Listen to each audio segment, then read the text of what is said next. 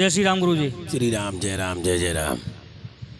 गुरु जी, मेरा आपसे एक प्रश्न है, राम जी का जन्म किस प्रकार और कैसे हुआ था? यूँ कहते हैं कि मैंने कथा में सुना है, मैं ढोलक प्ले करता हूँ, सुना भी है मैंने कथा में कि यूँ कहते हैं कि खीर से पैदा हुए श्री राम जी, ये कहावत है। मतलब गुरु जी क्या है, इसको समझाइए हमें।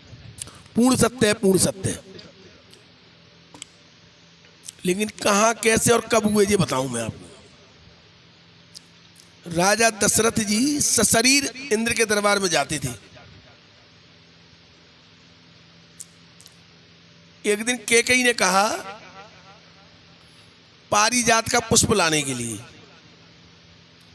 दशरथ जी सभा में से जब आधी रास्ता पे लौट आए तब उन्हें याद आई कि रानी ने मुझे,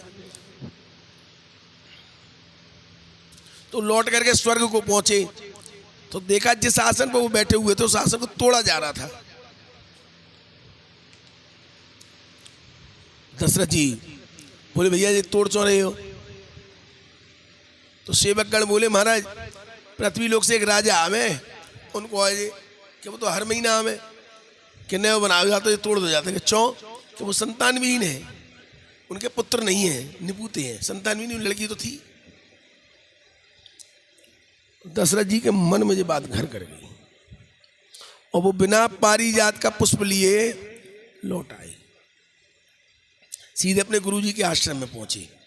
तो वो भगवान गोस्वामी महाराज तुलसीदास जी ने लिखी है, एक बार भूपत मनु माही भेगलान मोरे सुतनाई, भेगलान मोरे सुतनाई, गुरु ग्रह गया हूं तुरंत महिपाला।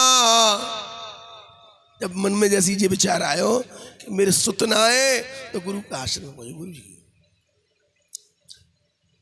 जा करके वंदना करी गुरुदेव की। तो गुरुदेव ने क्या किया, श्रृंगी ऋषि वशिष्ठ बुलावा और पुत्र कामु शुभ यज्ञ करावा। श्रृंगी ऋषि बुलाए, पुत्र कामेष्टि यज्ञ करायो।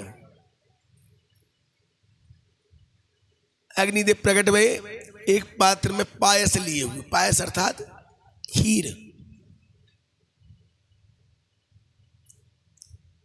लेके उनने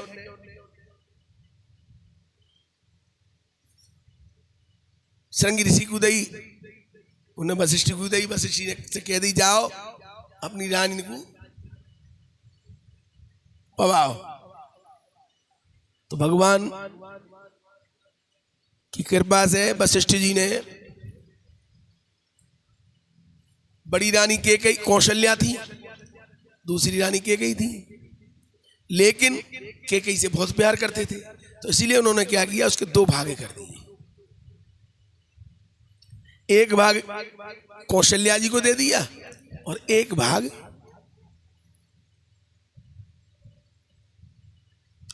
बड़ा वाला भाग तो दिया कौशल्या जी को, और दूसरा एक भाग बचा तो उसके दो हिस्से किए और उसमें से फिर एक हिस्सा दे दिया कैकेयी को।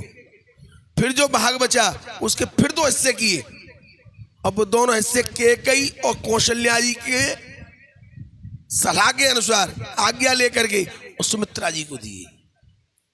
तो इसीलिए पहले राम भये, दूसरे भरत भये, फिर तीसरे लक्ष्मण और शत्रुघ्न